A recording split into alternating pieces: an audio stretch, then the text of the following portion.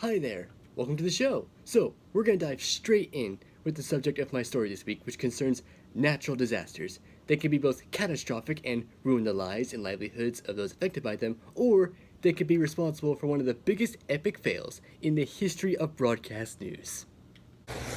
Good morning. Well, obviously we're getting a nice break from the rain, but not the flooding. This is essentially now a part of the Passaic River in this neighborhood. Okay, that's it. Screw James Cameron, screw Titanic, and screw Britannic, because that is the best boat disaster ever captured on camera. It's over. Now, natural disasters were everywhere throughout the Trump presidency, and in the last month. Think of them as the Despacito of Mother Nature's playlist. Persistent, ubiquitous, and absolutely no fault of the government of Puerto Rico. Now, and what's concerning about them is that they're being made worse by the effects of climate change. And the damage isn't just visible from footage we constantly see on networks like CNN or the Weather Channel, it's also financial. According to a report from both the UN and the World Meteorological Organization, not only are natural disasters attributed to climate change, but could also cost around $20 billion in economic losses by 2030. And one recent landmark report from the UN's Intergovernmental Panel on Climate Change sounded a very chilling warning. Scientists found that if greenhouse gas emissions continue at the current rate, we could start seeing worsening food shortages and wildfires and a mass die-off of coral reefs as soon as 2040. 2040? That's 19 years from now. By that point, Zendaya and I will be 44, Noah Schnapp will be 36, and Lou Dobbs would have been dead for 30 years. And that's just the tip of the iceberg in how climate change could impact all of human civilization. According to a report by the Department of Defense from just 2 years ago, the effects of a changing climate are a national security issue with potential impact on DoD missions, operational plans, and installations. And the level of damage that natural disasters can cause to U.S. military installations was on display in 2018 in the state of Florida when this happened.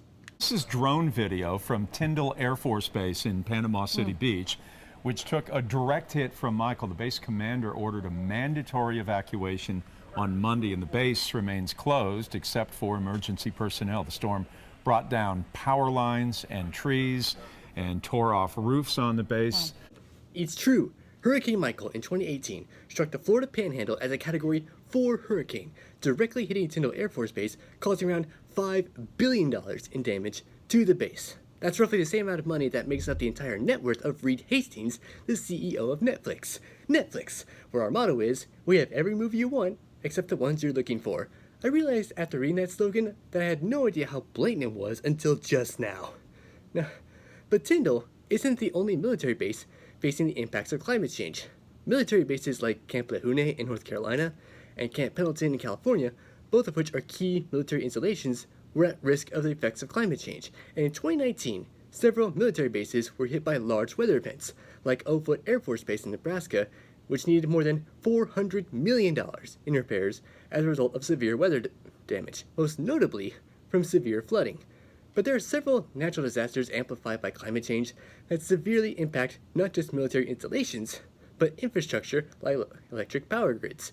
And we got a glimpse of what happens when we aren't prepared for the impacts of these disasters, like in California when they faced extreme heat last year, or recently in Texas when they faced extreme cold, the last of which I'll get to later. And not only does it pose a threat to infrastructure, but also to safety. According to one study conducted by the World Economic Forum, the effects of climate change could trigger more wars, severe enough to create more refugee crises. So, this week, let's talk about natural disasters and what we can do to better prepare for them. And to do that, we're going to focus on 4 natural disasters in particular: floods, hurricanes, wildfires, and blizzards. And let's start with floods. Around 90% of natural disasters in the United States involve a flood, which explains why the official website for FEMA referred to floods as America's #1 natural hazard! That's an incredibly weird tone to take when describing something horrible. That would be like saying warts, America's #1 girlfriend repellent, or saying railroad yards, America's #1 place to find the most repugnant smells. Now, while floods are often referred to as natural disasters, the damage that they can do is in fact within our control, and we have actively allowed people to live in the path of flooding. And before we go any further, I want to acknowledge that people live near bodies of water for all kinds of reasons. For some, it's where some families have lived for generations, it's a necessity for a business they operate like fishing, and for some, it's a luxury, and sometimes very attractive despite the risks, like flooding, or stepping on pointy seashells, or seeing an enlarged Hasselhoff giving a sponge and starfish a ride around the coast. While waterfront living has its perks, the dangers they present are very much real. But for some, like this guy, who lives on the waterfront in Tampa Bay, Florida, the benefits of waterfront living sometimes outweigh the risks. Mark knows that life here is tenuous, but he doesn't dwell on it. Every morning when I walk out to get the paper, I see dolphins frolicking in the bayou and roseate spoonbills walking around the edge of the bayou, so it tends to make you forget about all those sorts. I mean, sure. I guess it's true that the sight of dolphins in the water can make you forget about the dangers posed by waterfront living, and that the sight of a roseate spoonbill would take your mind off things, because you're spending less time worrying about whether or not your house will be flooded, and more time thinking about how a flamingo stumbled its way out of a vat of wet white paint, and then got its stupid bird face slammed into a panini press. I'm just saying, even people who like birds don't like this bird. The Audubon Society, an organization that's made its sole purpose to champion birds, describes the roseate spoonbill as, and I quote, gorgeous at a distance and bizarre up close. That would be like the World Wildlife Fund saying, we celebrate all animal species, including those on the brink of extinction, but the tapir has an ugly personality and looks like a hippo that stole a baby elephant's trunk. And if you're overlooking a bayou like that guy, you're most likely aware of flooding posing a risk. But not all areas that are flood prone are along coastlines, and the active aggressive urban development can exacerbate the risks of flooding, especially inland. And the most recent example would be Houston, Texas, which was hit hard by Hurricane Harvey. The metro area's development has exploded. One study found the Houston area has added 25% more pavement over 15 years, replacing soil-rich wetlands that could absorb water with concrete-covered suburbia. That's right, and that excessive urban development made the damage by Harvey even worse, because concrete isn't an absorbent material. It's the reason why people don't dry themselves off after a day at the water park by rolling around in the parking lot. It's not just unchecked population growth or global warming that has put people in risky, flood-prone areas, as it's also possible for people to take that risk because they can afford flood insurance. Look at the House Hunter TV show Buying the Beach, where one episode featured two brothers named Mitch and Daniel arguing over a beach house on Dauphin Island off the coast of Alabama, which led to this exchange. What'd you think about the island house, Mitch? Well, I think there was a lot of good and a lot of bad on it. Right off the steps into the beach, can't be beat. We are really close to the water. That's just another thing that's got me concerned. Well, that's what insurance is for. Wait, that's what insurance is for? That just might be the dumbest thing ever said on a boat, and I'm very much including, I totally think this shot could work, and this Trump boat parade is totally unsinkable. But Mitch isn't wrong there. If they bought that beach house, they would get flood insurance, and for surprisingly cheap. And if you want to know why that is, it's because flood insurance is not like most forms of homeowners insurance, as flood protections are underwritten by the government via the National Flood Insurance Program, or NFIP. It offers significantly discounted insurance to encourage people to buy it, but the aim of it, when it was conceived at the time, wasn't that people would be staying in at-risk homes permanently, as this FEMA Deputy Associate Administrator for Insurance and Mitigation explains. They presumed that if we told people they were at risk, they would move. They presumed that over the life of the program, those discounts wouldn't need to be continued. And they presumed they wouldn't need to be continued because once people knew they had the risk, they would move out. That has not proven true. No, because of course it hasn't, because that's not how people work. We will gladly accept massive risks to our own personal safety for the sake of a discount. That was the premise behind the price of every single menu item at Taco Bell. Now, this program isn't perfect and does indeed have its flaws. One most notable flaw is that 1 out of every 5 homes covered under this program is a second home. And since the program has a history of not being means tested, the benefits can wind up going to some wealthy people with vacation homes. One good example included John Stossel, a Fox News personality and freeze-dried Tom Selleck. I'll let him tell you a story about a beach house he owned and built himself, and how he's able to rebuild it after a storm because even he knew the way it was too easy for someone of his financial status to get such funds was ridiculous. Years ago, I built this beach house. That's younger me there. The house was on the edge of the Atlantic Ocean. A risky place to build, but I built anyway, 'cause a federal program guaranteed my investment. Eventually, a storm swept away my first floor. but I didn't lose a penny. Thanks. I never invited you there, but you paid for my new first floor. Alright, so now Stossel is clearly baiting people. There should be no solid reason for anyone to fund the reconstruction of the world's most rickety sea crate owned by the world's most smug man. And by the way, it's worth noting that the vast majority of NFIP recipients aren't wealthy nor second home owners, but are people who actually need this money. And there are people who own what are called repetitive loss properties, which are homes that can flood over and over again. And there are people out there who ask, well, why don't they just move out? Well, there's a serious problem with that, because they can't sell their homes knowing that these homes have a tendency to flood and no one will want them, as this woman who owns a flood-prone home in Kentucky will tell you. We couldn't sell our house. Who would want to buy a house that's had this many repetitive floods in it? Who would want to buy a house? We have neighbors that have had their houses up for sale for 2 and 3 years and haven't even had anyone come and view the houses. We need a buyout from FEMA or from whoever it is that is responsible for this. Right, because her making the decision of wanting to leave her home couldn't have been easy. And it's not just people who try to leave the properties but can't because no one wants to live there. There are also people who live in flood-prone areas and would rather just stay put. In New York City, there's a neighborhood near JFK Airport called Broad Channel, where the streets can flood twice monthly, and many Broad Channel residents have no plans to leave. No, the neighborhood's too great then. Listen, my whole house got destroyed by Sandy, and I redid my whole house.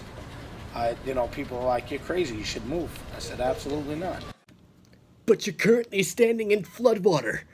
Maybe that person who told you to move was probably saying, at the very least, could you move 2 feet towards dry land?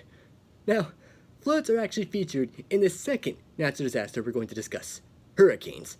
Researchers have found that in the past 4 decades, climate change has made these storms more intensive and destructive, and that climate change has caused the likelihood of a hurricane becoming a Category 3 or higher storm to increase by about 8% per decade. And the damage that a hurricane at that level can do can be devastating. In 2005, when New Orleans was hit by Katrina, the damage was overwhelming, as parts of the city were flooded after the storm broke the levees meant to prevent flooding, and when businesses beneficial to the local economy were hit hard. Some of them were big tourism destinations like Six Flags. Here, I'll show you. Here's a picture of Six Flags New Orleans before Katrina hit, and here's an image of the park after Katrina hit, and here's an image of what the park looks like today. I mean, look at that. The only kind of park goers you'd expect to see there are a family of alligators, and nobody wants to run into an alligator when in line to ride a roller coaster. There are only 3 good reasons to be in a situation where alligators are involved, and they are when you're in Florida and it's your dinner entree, you're hunting one in a lake in the Northeast that's eating cows and teenagers going skinny dipping, or you made it the star of a music video for what is perhaps the single greatest Friday-themed ditty imaginable. It's Fun Friday, you fucking losers. It's Fun Friday. It's Fun Friday, you fucking losers. It's Fun Friday. Excellent. Simply excellent. That song is now my new favorite Friday-only ringtone. Now, it's not just tourism that can suffer as a result of hurricanes made worse by climate change, but can also lead to threats to the water supply. In North Carolina, the state was hit by both Hurricanes Florence and Michael, and the flooding the rain from both storms brought had a negative impact on the water supply, particularly the agriculture industry. A lot of farms in the state are pig farms, making the state one of the largest pork producers in America. But the main problem with those farms is how to deal with all the pig shit that's produced, which is around an annual 10 billion gallons. Most of which is stored in pig waste lagoons in the farms. And when flooding occurs, causing that waste to flow out of the lagoon, those communities can find themselves in deep shit, literally. But there are some farmers who have found ways to deal with it, like this man, who owns a pig farm in the town of Clinton and has found a way to not only protect his waste lagoon, but to find a way to put that poop water to good use. Morris Murphy takes care of 15,000 hogs. And like many other farmers here in Duplin County, he puts their shit in massive open pits, 5 of them. This is pretty much standard industry-wide. I get the question, all technology is advanced in all different ways. Why is it not hitting the farm? The only answer I got for that, if it ain't fixed, don't broke. If it's not broke, don't fix it, The fill level in the lagoons is only allowed to get to a certain point. And to keep it there, Murphy uses the excess to fertilize his fields, using what amounts to the world's smelliest aerosol spray. The sprinkler is rotating back and forth, and that takes care of you set it on for whatever speed you want, so we know how many gallons of nitrogen we're putting per acre. All that's calculated. It's fairly simple. Yeah, because nothing says simple like watering your fields with what is essentially a bunch of literally juiced pig turds.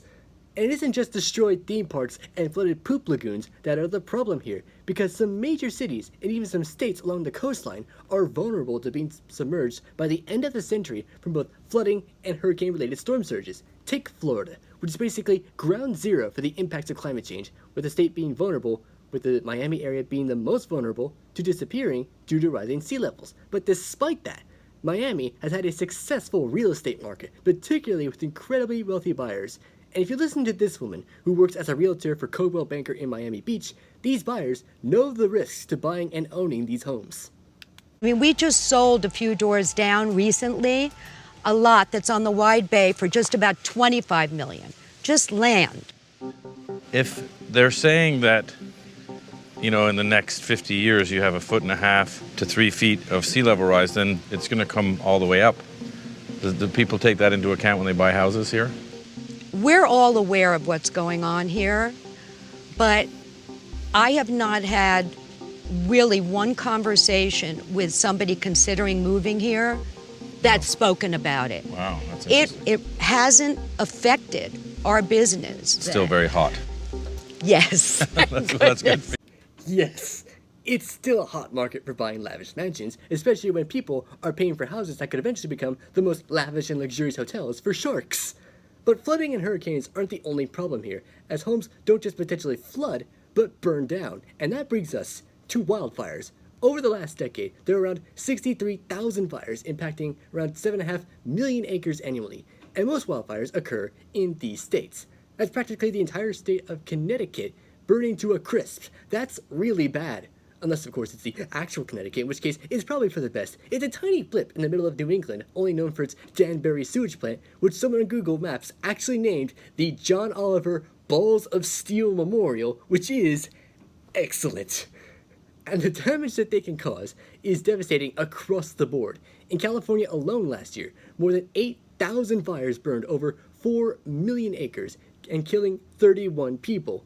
The fires were so bad that the sky above San Francisco was bright orange. The wine country area saw hotels, vineyards, and other notable landmarks being damaged by the glass fire there, and the damage from all those fires racked up an estimated $10 billion in damages. And the damage that they can leave behind could also leave people displaced over and over again, as this one couple told NBC News after losing their home in a wildfire for the second time in a row. It's just kind of becoming the new normal. I don't know if it really has registered, but just trying to make the best of what we got. You know, this right here is what's most important. I don't even know if I'm making safe decisions anymore because it feels like the fire's following us. Okay, look, that's clearly terrible, because no one should be made to feel like a force of nature is following them as if it were Robert Patrick in a policeman's uniform. Now, these wildfires are going to keep getting worse because of climate change, primarily in part to hotter temperatures, which could lead to more droughts and vegetation getting drier, which could lead to being vulnerable to catching fire and spreading rapidly. And there have been incredibly great and effective solutions proposed by those taking the threat seriously, and perhaps incredibly weird solutions proposed by those who don't think it's that big a deal. Just listen to the former president's weird solution to preventing future wildfires that he brought up when surveying the damage of the Paradise Fire 3 years ago. Got to take care of the floors, you know, the floors of the forests, very important. You look at other countries where they do it differently, and it's a whole different story. I was with the president of Finland, and he said, we have a much different, we're a forest nation. He called it a forest nation. And they spend a lot of time on raking and cleaning and doing things, and they don't have any problem. And when it is, it's a very small problem. Wait, just wait. Raking the floors of the forest? That's your big solution? I kind of find that hard to find to be effective since A, California has 33 million acres of forest, meaning that it would take a huge amount of time to rake every forest in the state. B, he constantly refused to look at the science behind climate change and see the federal government owns over half of the public land in the state, some of which is, you guessed it, forest. So if anyone should be out there raking, it should be you, windbreaker boy. Maybe the woman who snapped a picture of herself vacuuming the forest in response to your raking proposal could help you. And that wasn't the only weird thing wildfire-related proposed by Republicans, as Georgia Congresswoman Marjorie Taylor Greene once promoted in a Facebook post was perhaps the dumbest conspiracy theory about the California wildfires imaginable. Now deleted Facebook post. Green questioned whether California's deadly campfire in 2018 was started by lasers beamed down from outer space. Lasers, she says, somehow connected to the Rothschilds, the Jewish European banking family, the target of some of the oldest, laziest, most dangerous anti-Semitic tropes on the books, Jewish space lasers. Yeah. Green thought a Jewish space laser was responsible for the wildfires in California, which is not only incredibly anti-Semitic, but inherently stupid. It's like saying that Elsa from Frozen is responsible for every single horrible blizzard to hit the United States since 2013. I mean, the local news headlines showing her being dragged away in handcuffs is undoubtedly entertaining, but it doesn't mean she's automatically guilty for it being so freezing every time you step out your front door. So, how do people stay financially afloat when their homes are damaged or destroyed by wildfires? Well, typically, a policy for homeowners insurance would cover damage from such fires, and there are different coverage types to help repair or even rebuild your home, replace lost belongings, and possibly pay for temporary housing if you can't live in the home. The problem there is, the rules regarding such insurance could vary state by state, as not every state is prone to large numbers of wildfires, and depending on where you live, that money could add up fast. And when it comes to actually battling wildfires, states have their respond units, like CAL FIRE in California, to contain and extinguish the flames, and sometimes the manpower they need can be overwhelming. Some states have sent their fire crews to other states to aid wildfire containment efforts, and some states have often resorted to using prison labor as a resource for wildfire containment efforts, and tourism in national parks like Yosemite and Angeles National Forest have seen dents in revenue when wildfires hit. Not only does extreme heat pose a problem for us in the long run, but extreme cold as well. This brings me to the final natural disaster we're going to discuss: blizzards. According to climate experts, despite the winters getting shorter and global temperatures rising, extreme cold weather events like 2019's polar vortex and the recent winter storm Uri are bound to occur again in the future. And the extreme cold can cause a lot of chaos to areas where the population is not used to extreme cold and don't prepare for such freezing conditions. And the most recent and prolific example is Texas. On average, the state sees temperatures between 58 and 75 degrees in February. But temperatures as a result of Uri hitting all of Texas caused those temperatures to hit between 13 to 25 degrees, with temperatures at Dallas-Fort Worth Airport being so cold that it hit 2 below zero. The storm was so bad that as of this taping, 58 people have died, not just from extreme cold and hypothermia, but from carbon monoxide poisoning as people were keeping warm by sitting in their cars or running backup generators indoors. And the toll from the storm is even worse than that. At the crisis's peak, 5 million people in Texas were without electricity. Half of Texas's 29 million residents lacked access to safe drinking water in their homes, and some grocery stores had nearly empty shelves. And it gets worse, because Texas's energy grid was nearly 5 minutes away from blackouts that could have lasted months. So, how did Texas's power crisis get so bad? Well, the first detail to keep in mind here involves how Texas generates electricity, and the most important fact to keep in mind is this. In North America, there are 3 electric grids: the Western Interconnection, the Eastern Interconnection, and the ERCOT Interconnection. For historical reasons, the ERCOT region has been able to operate as its own interconnection. ERCOT's policy direction comes primarily from the Texas Public Utility Commission, guided by the Texas legislature. That's given the grid operator the ability to manage a wholesale electricity market that operates differently from most other parts of the country. That's right. Texas is the only state in the country to operate its own electrical energy grid independently from the rest of the country, and it doesn't buy electricity from anywhere else, which is kind of a weird thing that one state can do by itself. That'd be like if Texas declared itself the only state in the country to possess the absolute right to wax the pubes of every squirrel. Why did you come up with such a right, and why would anyone ever consider doing that? The organization responsible for operating the Texas Interconnect is the Electric Reliability Council of Texas, or ERCOT, an organization charged with supplying power to 25 million people, or 86 to 90% of Texas' population, with the exclusions of some parts of northern Texas and the city of El Paso, and is a non-profit organization that's overseen by the Texas Public Utility Commission and the state legislature. The grid generates electric power through a number of ways, from both renewable and non-renewable resources. And if you listen to Texas elected officials like Governor Greg Abbott, there's one source of energy to blame for the power crisis his state is facing. The Green New Deal would be a deadly deal for the United States of America. Texas is blessed with multiple sources of energy, such as natural gas and oil and nuclear, as well as solar and wind. But you saw from what Trace said, and that is our wind and our solar got shut down, and they were collectively more than 10% of our power grid. And that thrust Texas into a situation where it was lacking power in a statewide basis that was power that was spread out by that ERCOT organization that you were talking about. Okay, so his claim that the Green New Deal is responsible for the state's failure to generate enough electricity to meet high demand is clearly bullshit for a number of reasons. Because if you look at other states that have wind farms like Minnesota, Alaska, and Iowa, which face much more brutal cold temperatures in the winter than Texas normally does, their wind turbine equipment is engineered in a way that it doesn't freeze and continues operating, something that Texas's government did not do with their wind power. Also, it's worth noting that the Green New Deal has not been implemented in Texas, let alone anywhere in the U.S. Blaming the Green New Deal for Texas's energy crisis is like blaming California for New Mexico chilies being too spicy. It's not fair.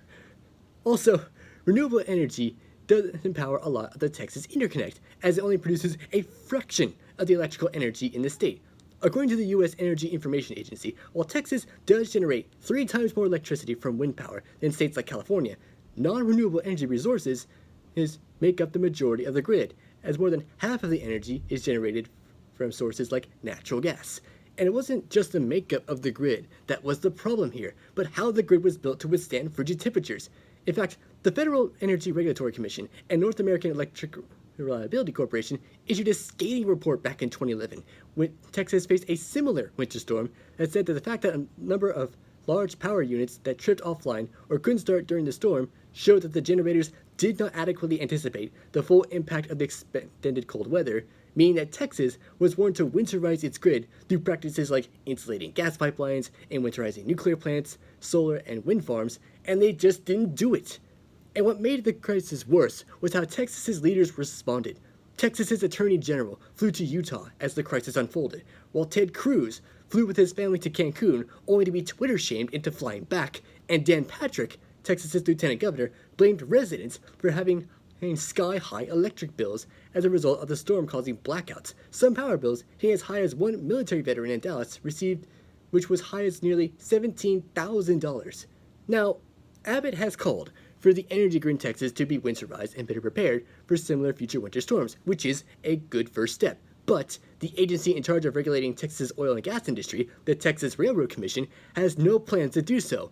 And when I reached out to Christy Craddock, the head commissioner of the Texas Railroad Commission, on why they wouldn't be doing so, she did not respond. And when you put all this together, from the damage these storms cause, the financial burdens placed in those affected along with belongings lost in these disasters, the lack of preparation, and the risks to cities, economies, and livelihoods of those who live in them, we are nowhere close to being fully prepared to preparing ourselves for future disasters. So, how do we fix this? Well, for one thing, you can't stop these disasters from taking place, or prevent them from hitting big cities to begin with, whether you use dumb methods like putting a large protective dome over the entire city limits, or dropping a nuclear bomb in a hurricane, or laughably dumb ideas like this. We should take Bikini Bottom and push it somewhere else! Okay, interesting idea there, Patrick, but how exactly are you going to push an entire city? Are you going to uproot the city from the ground, put it on a Cyclops-sized wagon, and haul it across the country? Okay, what about the city's subway tunnels? I bet you didn't think about that, did you? Although, it probably might be for the best if you just left them out of the plan entirely. It's just a giant concrete maze of tunnels filled with rats, mole people, and the occasional street performers playing their instruments so loud that you can't hear someone while they're talking. But crucially, cities should be working with state governments to better prepare for future effects by climate change. Rather than defending the threat posed by nature, experts say we should try to adapt to the changes in order to survive. Some coastal cities like New York and Miami have been putting up seawalls, allowing for open natural areas and city limits to act as sponges to absorb some floodwaters, like in New Orleans. And other cities like LA have been pushing to reduce greenhouse gas emissions, which is good. But that's just the tip of the iceberg in terms of how to better prepare for future dangerous weather events. We need to come up with disaster preparedness plans for ourselves and family members, constantly check in with insurance providers to ensure whatever you suffer from these disasters is covered and can be replaced. And we need to upgrade our energy grids to reduce emissions and prevent further damage caused by climate change. Because being prepared for natural disasters can mean the difference between having a frozen energy grid or being a reporter canoeing in ankle-deep floodwaters, or a local resident standing in a street that's about to sink into a bayou, but you didn't notice because you were too busy staring at a bird that looks like its bird face was flattened by a cartoon big rig. That's my show. Thank you so much for watching. See you back on March 30th. Good night.